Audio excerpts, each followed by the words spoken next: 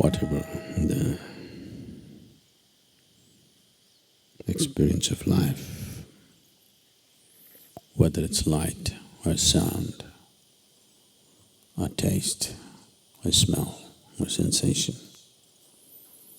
whatever the form of experience of pain or pleasure, every experience that you have is essentially conducted through your spine. Your spine is taken away, or what passes through the spine is in some way dislocated. There will be no experience.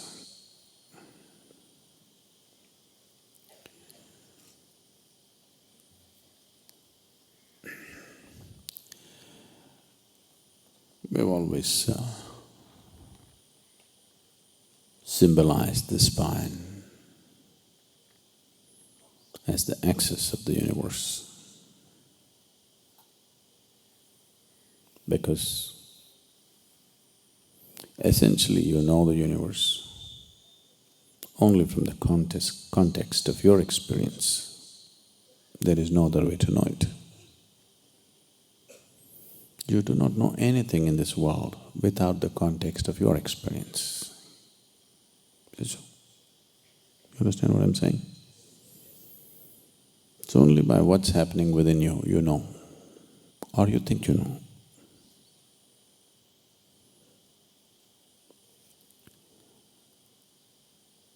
Because you know the existence only by the context of your experience, and the basis of your experience is what is being conducted through your spine right now. Spine is seen as the axis of the universe.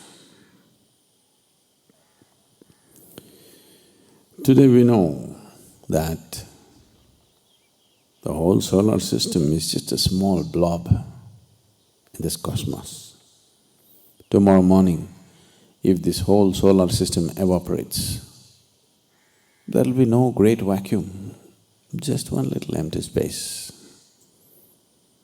The rest of the cosmos will not even notice it. That's how insignificant it is.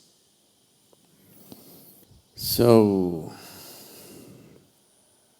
in yoga, they went to a different dimension and said, your spine is the axis of the universe. They are not saying this because they believe that you are in the center of the universe. Because you are capable of knowing the universe only from the context of your experience.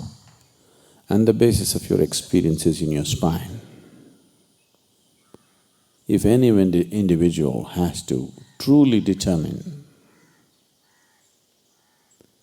the nature of his experience on this planet, 100%, then having a little bit of mastery over the spine becomes essential.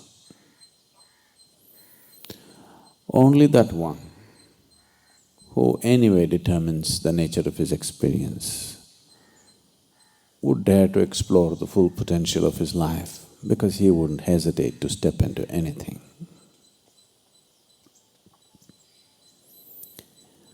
If your experience is determined by anything other than yourself, naturally you'll try to avoid a few things and go after a few things.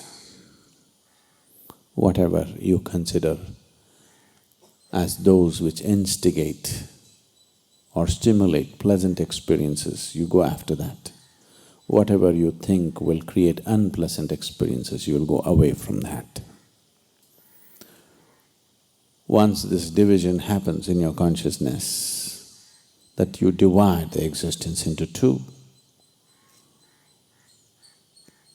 knowing the ultimate unity becomes unnecessarily difficult. Why so much stress and joy, love, blissfulness is simply because of this, so that Your experience is not determined by something else. Once, if you sit here and you think, this tree creates pleasant experience for you and that tree creates unpleasant experience for you, naturally you will never step in that direction, you'll only hang around here. That's what is happening right now. That's what is happening with every aspect of life. So once you divide the world, people have been telling you silly things that you should love your enemies. I don't know why you have to make your life so hard. First make an enemy out of somebody and then try to love him. It's very difficult. Isn't it very difficult? If you don't make him your enemy, it would be easy. You make him your enemy and then you try to love him. This is an impossible condition. No? They always want to set impossible things for you so that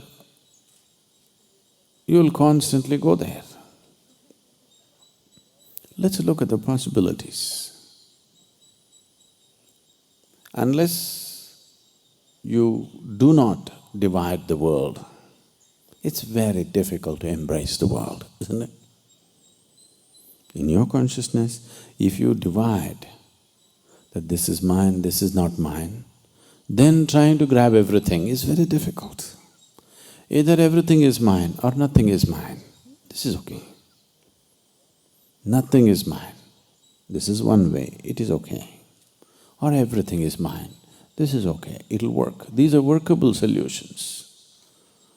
You are my enemy, but I love you. This is very, very difficult. It's a torture.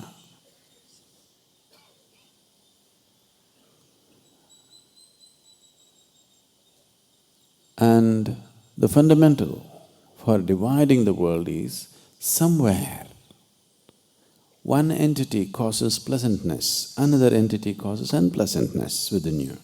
That's why you divide the world, isn't it? It is essentially a survival mode.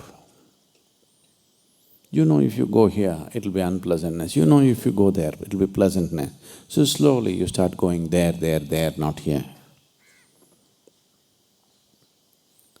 And after some time you cannot go there at all because you know the level of unpleasantness that happens within you. Only if you are determining the nature of your experience, you can keep it pleasant within yourself no matter where you are. If people cause unpleasantness, they can do it only around you, never within you. Once this freedom is there, it's only then you can truly be inclusive, otherwise you get stuck. Every little sound that you hear, see if you can conduct it through your spine. Everything that you see if you can conduct it through your spine. Right now, I'm speaking. The sound itself is not flowing through this wire, but in the form of electrical impulse, it is going through this wire, through the speakers, and boom.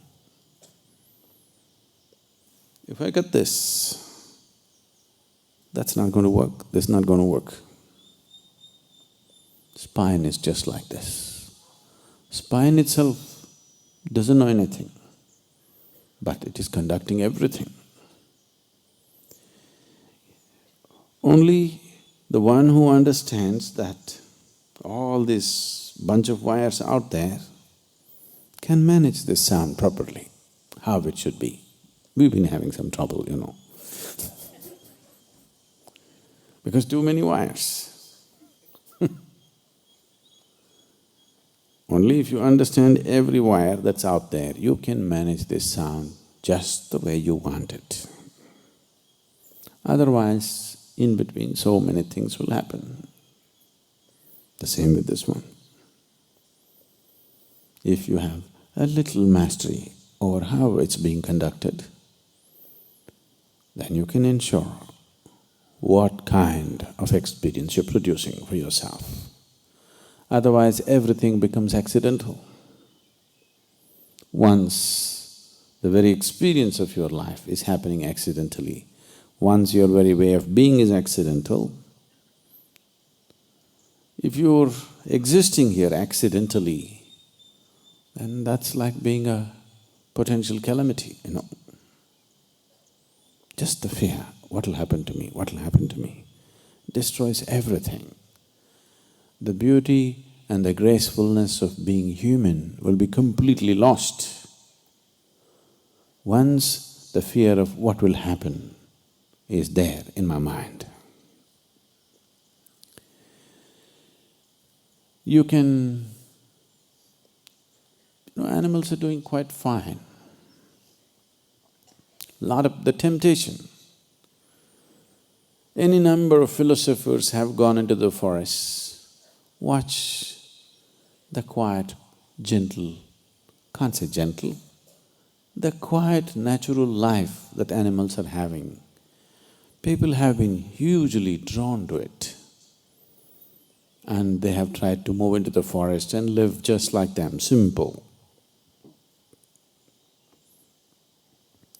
This draw is big time because of the chaos of human societies.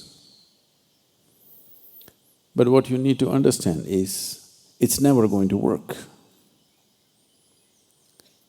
Because the sense of peacefulness that an animal has is coming from a certain level of unawareness, a certain level of unconsciousness.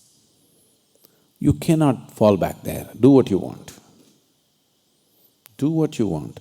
You cannot fall back into the unconscious nature of an animal. Nature has pushed you on into this level of consciousness, you try as hard as you want. You can try hard and become conscious. You cannot try hard and become unconscious, please see this. At least this much nature has taken care for you, that you can only move forward, not backwards.